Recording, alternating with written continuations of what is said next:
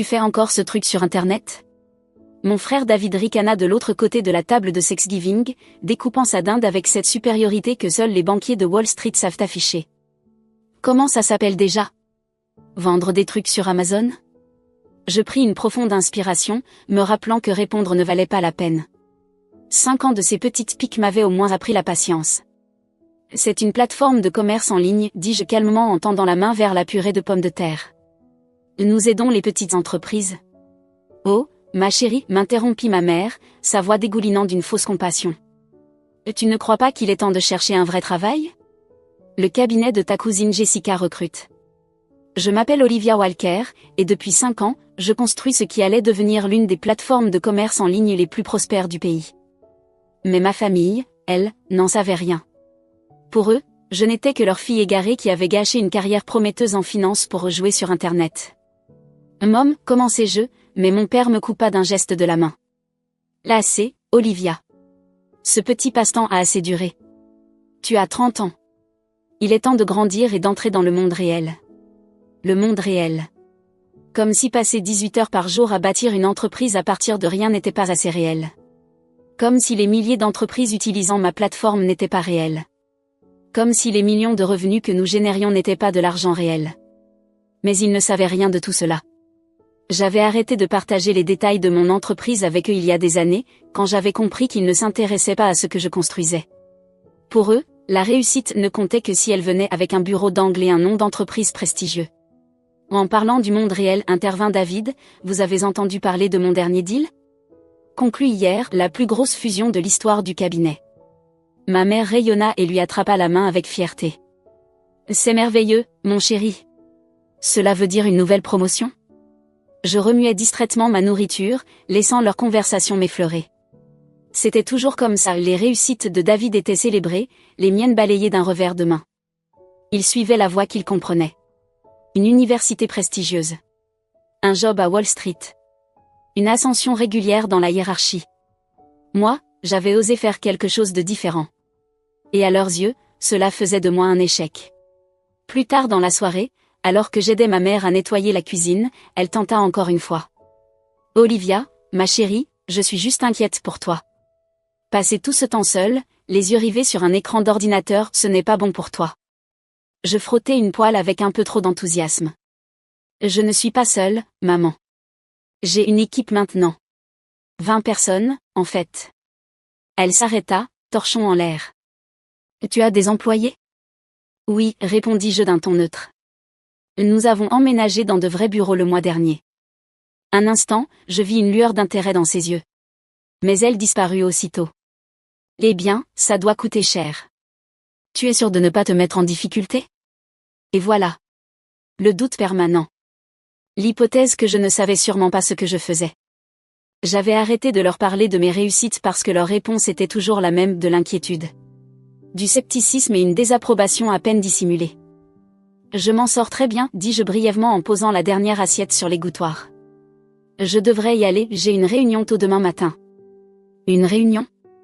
Mon père ricana depuis l'embrasure de la porte. Avec ton ordinateur? J'attrapai mon manteau et mon sac à main, luttant contre l'envie de lui dire exactement avec qui j'avais rendez-vous, l'une des plus grandes firmes de capital risque de la Silicon Valley. Mais à quoi bon? Il s'était fait une opinion sur mon passe-temps il y a bien longtemps.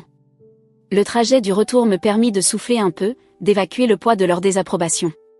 Mon téléphone vibra. Un message de Maya, ma meilleure amie et directrice des opérations. Alors, comment s'est passée l'inquisition familiale? Je souris malgré moi. Comme d'habitude. David est un génie. Moi, je gâche ma vie.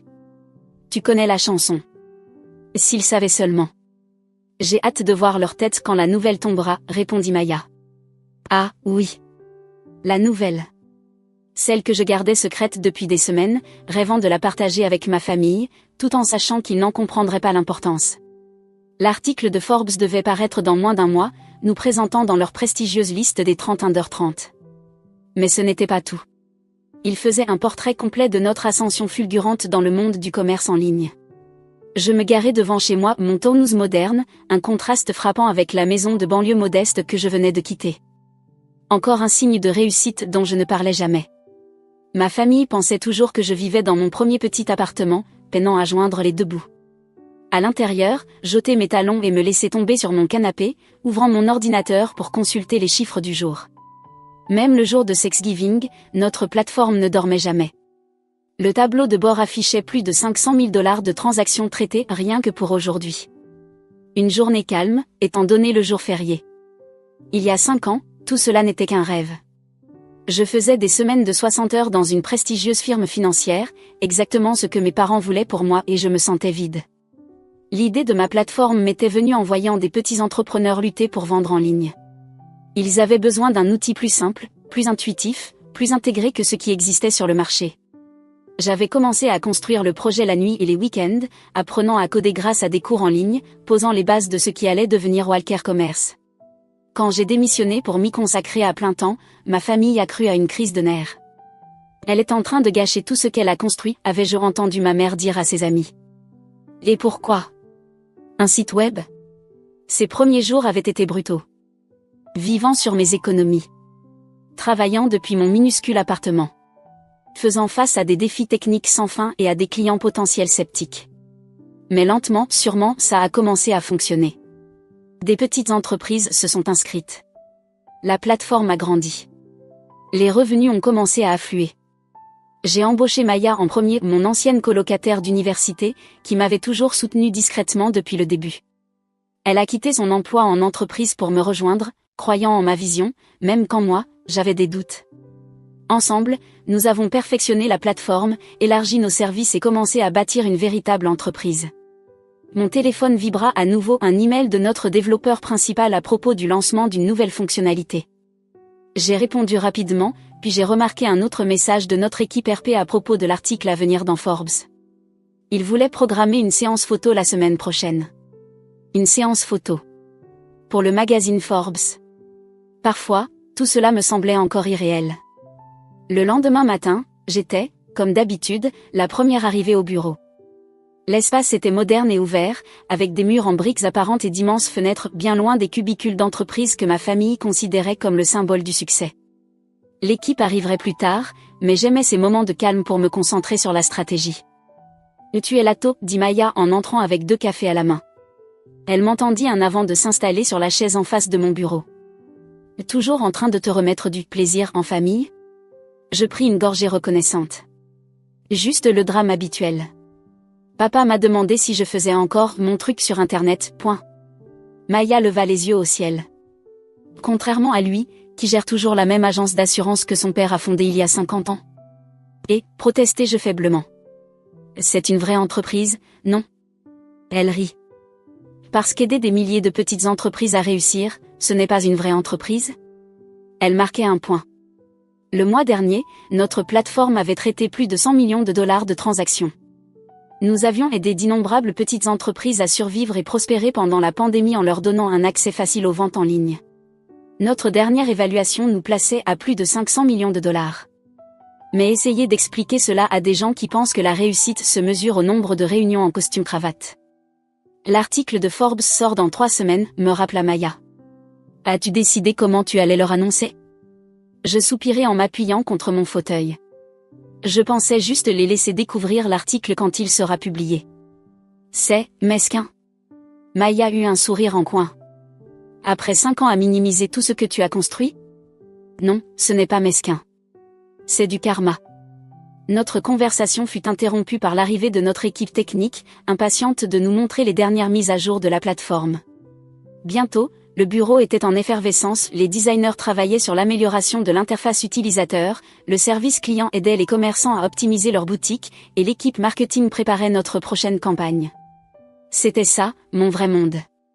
Une entreprise florissante, bâtie à partir de rien d'autre qu'une idée et une détermination sans faille. Chaque personne ici croyait en ce que nous faisions. Ils comprenaient la vision que j'avais eue dès le départ. Contrairement à ma famille.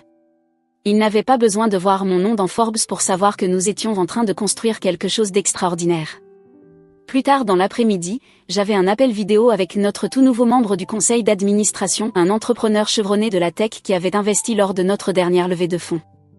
Les chiffres sont impressionnants, dit-il en consultant notre rapport mensuel. Vous avez construit quelque chose d'exceptionnel, Olivia. Peu de fondateurs réussissent à grandir aussi vite tout en maintenant des bases aussi solides. Je souris, repensant aux remarques méprisantes de mon père sur mon petit passe-temps. Merci, répondis-je. Et nous ne faisons que commencer. En effet. L'article de Forbes devrait aider à gagner en visibilité. Avez-vous réfléchi à la façon dont cela pourrait changer les choses? J'y avais pensé, probablement plus que je ne l'aurais dû.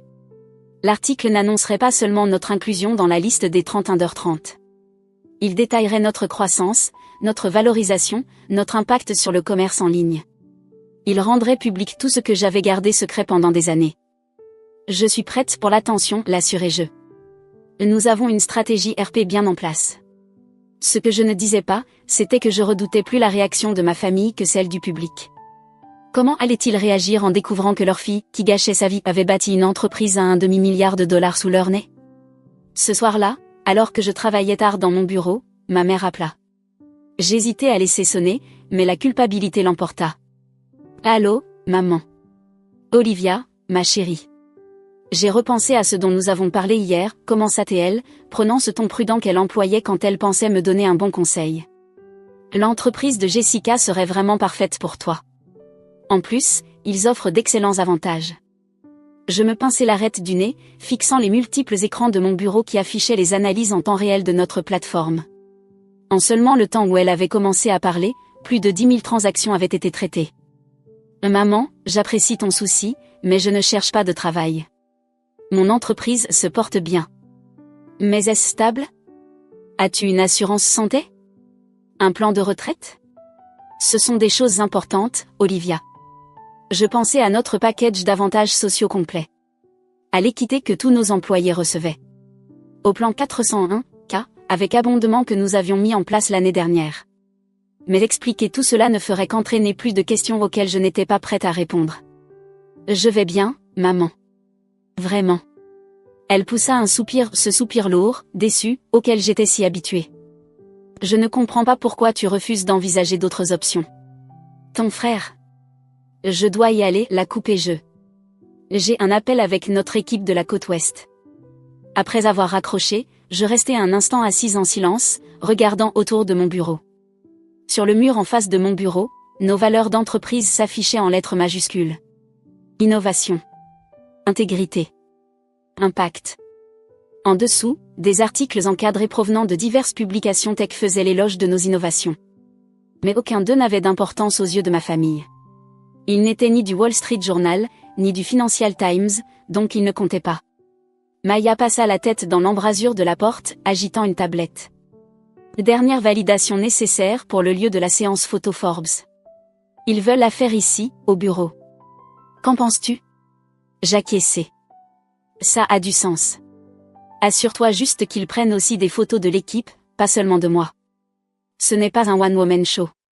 En parlant de l'équipe, dit-elle en s'installant dans une chaise, le moral est au plus haut depuis qu'on a annoncé la nouvelle distribution des actions. Les gens sont enthousiastes face à la croissance. Notre dernière levée de fonds nous avait permis d'augmenter les parts de tous nos employés, quelque chose dont j'étais particulièrement fière. Tous ceux qui avaient aidé à bâtir cette entreprise méritaient de partager son succès. C'est une bonne chose, répondis-je, puis j'hésitai. Maya, est-ce que je suis puérile vis-à-vis de ma famille? Est-ce que je devrais tout leur dire? Elle réfléchit un instant. Tu te souviens quand tu as commencé, et qu'ils t'ont dit que ce n'était qu'une phase? Que tu reviendrais en rampant à un vrai boulot en 6 mois? Je hochai la tête. Et quand tu as décroché ton premier gros client, et qu'ils ont dit que ce n'était que de la chance? Qu'on ne pouvait pas construire une entreprise durable sur Internet? Oui. Et tu te souviens du dernier Thanksgiving, quand ton frère t'a littéralement tapoté la tête et t'a dit que tu pourrais peut-être l'aider à faire un site pour l'Instagram de son chien? Je ne pus m'empêcher de rire à ce souvenir. D'accord, j'ai compris ton point. Ils ont eu 5 ans pour s'intéresser à ce que tu construis. Pour poser des questions. Pour comprendre pourquoi tu y croyais autant. Ils ont choisi de ne pas le faire. Elle croisa les bras en s'appuyant contre le dossier de sa chaise. Laisse-les le découvrir en même temps que tout le monde. Elle avait raison, bien sûr. Le mépris de ma famille pour mon travail n'était pas seulement un manque de compréhension. C'était un manque de respect. Ils avaient décidé dès le départ que mon parcours n'était pas valide, que le succès ne comptait que s'ils suivaient leur script prédéfini. Eh bien, Ils allaient bientôt apprendre à quel point ils avaient tort. Le matin de la publication de l'article dans Forbes, j'étais assise dans mon bureau, fixant mon téléphone. 3 semaines s'étaient écoulées depuis Thanksgiving, et ma famille n'avait toujours aucune idée de ce qui allait arriver. J'avais décliné leurs invitations hebdomadaires à dîner, invoquant des engagements professionnels, ce qui n'était pas totalement faux. La préparation à la médiatisation autour de l'article Forbes nous avait tous bien occupés. C'est en ligne, annonça Maya en déboulant dans mon bureau, sa tablette à la main. Waouh! Je pris la tablette, mon cœur battant à tout rompre en lisant le titre. L'avenir du e-commerce, comment Olivia Walker a bâti un empire de 500 millions de dollars depuis son appartement. L'article était tout ce que notre équipe RP avait espéré et bien plus encore. Il détaillait la croissance fulgurante de notre entreprise, notre approche innovante pour aider les commerçants, et l'impact que nous avions eu sur le paysage du e-commerce. Il y avait des photos de notre bureau, de notre équipe, et oui, de moi décrite comme la fondatrice visionnaire révolutionnant la vente en ligne. Ton téléphone va exploser, me prévint Maya, juste au moment où il se mit à vibrer sous une avalanche de notifications. Message LinkedIn. Mention sur Twitter. Alerte email. Des textos d'amis et d'anciens collègues. Mais rien de ma famille. Ils ne suivaient pas vraiment les actualités tech. Cela changea environ 1 heure plus tard. Olivia. La voix de ma mère était stridente au téléphone. Pourquoi Jessica m'appelle pour me demander si tu es dans Forbes? Je pris une profonde inspiration. Parce que je suis dans Forbes, maman. L'article est sorti ce matin. Mais comment? Pourquoi? Qu'est-ce que c'est que cette histoire d'entreprise à 500 millions de dollars? Ce serait mon petit hobby, répondis-je, incapable de cacher une pointe d'ironie dans ma voix. Celui que toi et papa m'avaient dit d'abandonner depuis 5 ans. Silence au bout du fil. Puis. Nous venons à ton bureau. Tout de suite. Maman, j'ai des réunions. Annule-les, coupa TL. Ton père et moi, nous devons voir ça de nos propres yeux. Je regardais mon calendrier. Des appels d'os à dos avec des investisseurs et partenaires, tous intéressés par la couverture médiatique de Forbes. Je ne peux pas tout annuler. Je dirige une entreprise, tu te souviens? S'il te plaît, Olivia, sa voix s'adoucit. Nous avons besoin de comprendre. Je soupirai, faisant signe à Maya à travers la paroi vitrée de mon bureau. Elle hocha la tête, comprenant déjà ce dont j'avais besoin. Très bien. Venez à 14 heures. Je demanderai à mon assistante de vous envoyer l'adresse. Une assistante, couina ma mère, mais j'avais déjà raccroché. Maya passa la tête par la porte. Drame familial en approche? Ils viennent ici à 14 heures. Peux-tu? Je suis déjà en train de réorganiser ton après-midi, me coupa TL. Tu veux que je prévienne l'équipe? J'acquiesçai. Nos employés connaissaient des bribes de ma situation familiale, c'était difficile à cacher quand nous travaillions tous si étroitement ensemble. Dis-leur simplement que nous allons avoir des visiteurs. Les heures suivantes passèrent dans un flou d'appels et de mais, alors que nous répondions à la vague d'intérêt générée par l'article de Forbes. Notre équipe de relations publiques gérait les demandes des médias. Notre équipe commerciale était submergée par les nouvelles sollicitations. Et nos serveurs faisaient face à un trafic record de personnes venant découvrir notre plateforme. À exactement 14 heures, les portes de l'ascenseur s'ouvrirent, et mes parents entrèrent dans nos locaux. Leurs expressions en découvrant l'espace, la décoration moderne, l'effervescence des employés, le mur d'articles de presse étaient presque comiques. Miss Walker, appela notre réceptionniste, vos parents sont là. Les têtes se tournèrent à travers le bureau. Je sentis mon équipe nous observer, curieuse de découvrir en vrai cette famille dont ils avaient tant entendu parler. Je sortis de mon bureau pour les accueillir. Maman, papa. Bienvenue chez Walker Commerce. Ma mère agrippait son sac à main comme une bouée de sauvetage, ses yeux furetant dans toutes les directions. Mon père restait rigide, son visage indéchiffrable. C'est tout à toi, demanda-t-il. Oui, répondis-je simplement. Vous voulez faire le tour? Je les guidai à travers les bureaux, expliquant le rôle de chaque département, leur présentant les membres clés de l'équipe. Maya nous rejoignit en cours de route, ajoutant des détails sur notre croissance et nos succès. Donc, quand tu disais que tu avais des employés? Murmura ma mère, observant notre équipe de développement collaborer sur une nouvelle fonctionnalité. Nous avons 78 employés à temps plein aujourd'hui, précisai-je. Sans compter les sous-traitants et le personnel à temps partiel. 78? La voix de mon père se brisa légèrement. Nous finîmes dans mon bureau, où je leur fis signe de s'asseoir. L'article de Forbes était toujours affiché sur l'un de mes écrans. Les yeux de mon père s'y accrochèrent immédiatement. 500 millions de dollars, murmura-t-il. Ta société vaut 500 millions de dollars? D'après notre dernière évaluation, oui. Je m'assis derrière mon bureau, étrangement calme. C'était il y a 2 mois. Avec la couverture médiatique de Forbes, c'est probablement encore plus élevé maintenant. Ma mère secouait lentement la tête. Mais comment? Quand? Pourquoi ne nous as-tu rien dit? Quand auriez-vous écouté? Demandai-je. Quand j'ai lancé l'entreprise, vous m'avez dit que je gâchais ma vie. Quand j'ai décroché mes premiers grands clients, vous avez dit que ce n'était qu'un coup de chance. Quand j'ai embauché mes premiers employés, vous vous êtes inquiété en pensant que je me mettais dans une situation ingérable. Nous étions préoccupés, se défendit mon père. L'Internet, ce n'est pas stable. Nous voulions que tu aies une vraie carrière. Je fis un geste englobant le bureau. Ceci est une vraie carrière, papa. Regardez autour de vous. C'est aussi concret que possible. À ce moment-là, Maya frappa et entra avec une tablette. Désolé de vous interrompre, mais vous devez voir ça, CNBC veut faire une interview en direct demain matin. Je jetai un œil à l'email qu'elle me montrait. Réserve-la, dis-je. Il demande à l'équipe RP de préparer un briefing.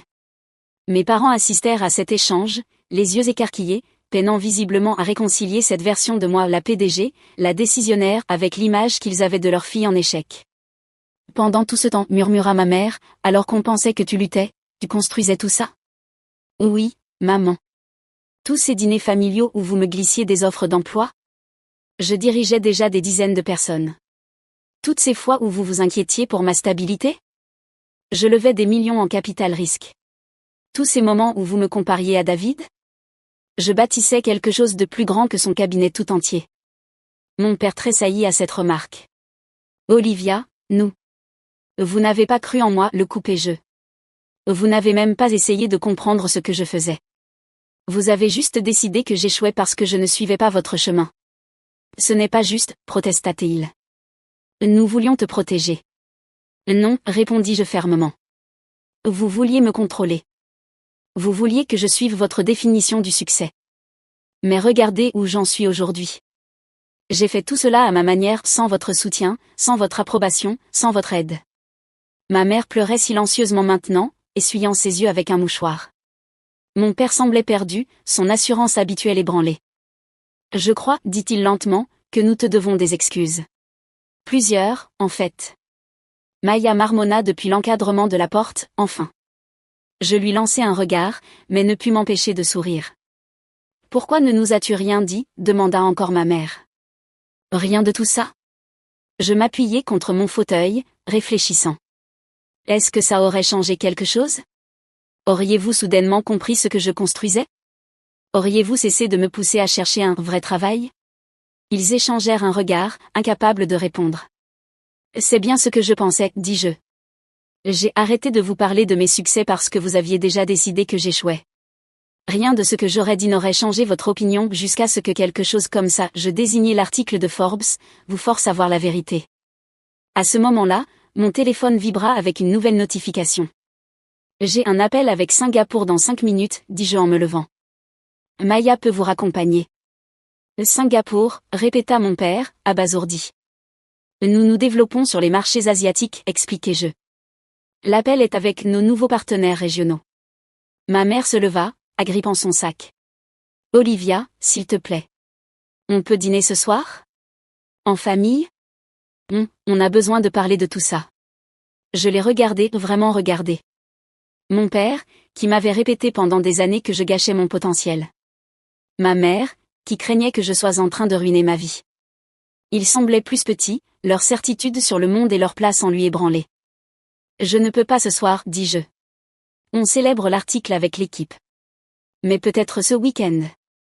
Ils hochèrent la tête, acceptant ce mince compromis. Alors qu'ils se dirigeaient vers la sortie, mon père s'arrêta à la porte. Nous avions tort, dit-il doucement. Surtout. J'espère que tu pourras nous pardonner. Après leur départ, Maya revint dans mon bureau. Eh bien, c'était intense. Je ris, mais mon rire trembla légèrement. 5 ans de mépris et de doute, balayés par un simple article de magazine. Pas n'importe quel article, corrigea-t-elle. Un portrait dans Forbes sur l'entreprise d'un demi-milliard de dollars que leur fille en échec a bâti sous leurs yeux sans qu'ils s'en rendent compte. Ce soir-là, lors de la célébration de l'entreprise, je regardais autour de moi ma véritable famille, l'équipe qui avait cru en moi, travaillé avec moi, contribué à transformer ce rêve en réalité. Nous avions accompli cela ensemble, prouvant que le succès ne ressemble pas toujours à ce que les autres imaginent. Mon téléphone vibra avec un message de David. Je viens de voir l'article de Forbes. Bordel, pourquoi tu n'as rien dit, petite sœur? Je souris en tapant ma réponse. Oh, tu sais, juste mon petit passe-temps sur Internet. Les semaines suivantes furent un tourbillon d'apparitions médiatiques, de conférences et de messages de félicitations sans fin. Mes parents assistèrent à toutes les interviews qu'ils pouvaient trouver, assis dans le public avec des expressions oscillant entre fierté et gêne. Lors du premier dîner de famille après la révélation Forbes, la dynamique avait complètement changé. Fini les conseils de carrière et les regards inquiets. Cette fois, ils posaient de vraies questions sur mon entreprise, et pour la première fois, écoutaient réellement mes réponses. Je n'arrive toujours pas à y croire, dit ma mère en me tendant le saladier. Pendant tout ce temps, nous pensions que j'échouais, terminai-je. Peut-être que c'est la leçon à retenir, le succès ne ressemble pas toujours à ce qu'on attend. David, qui avait fait le déplacement spécialement pour le dîner, secoua la tête. Je me sens tellement idiot. Toutes ces fois où je me suis moqué de ton site web. Tu étais un idiot, approuvai-je joyeusement. Mais au moins, tu l'admets maintenant. Mon père s'éclaircit la gorge. Olivia, j'ai réfléchi. L'agence, peut-être qu'il est temps de moderniser nos systèmes. Si tu penses que ta plateforme pourrait nous aider. Je souris en repensant à toutes les fois où il avait rejeté le commerce en ligne comme une mode passagère. Je ferai contacter ton équipe la semaine prochaine. Nous avons une excellente solution pour les agences d'assurance. L'ironie n'échappa à personne. La fille qu'il pensait en échec était désormais en mesure d'aider à moderniser l'entreprise familiale. Plus tard dans la soirée, alors que je rentrais chez moi, je réfléchis à cette vérité, le succès est souvent le plus silencieux juste avant de devenir incontestable. Pendant des années, j'avais travaillé dans l'ombre, construisant quelque chose que ma famille ne comprenait ni n'appréciait. Mais j'avais cru en ma vision, même quand personne d'autre ne l'avait fait. Mon téléphone vibra avec un message de Maya. CNBC demain matin. Prête à choquer encore plus de gens qui t'ont sous-estimé?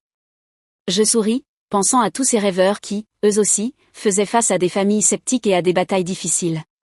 Peut-être que mon histoire les aiderait à s'accrocher à leur vision même quand tout le monde autour d'eux la traitait de passe-temps. Parce que parfois, les plus grandes réussites commencent par quelqu'un qui dit « tu n'y arriveras jamais ». Et une personne qui décide de leur prouver le contraire.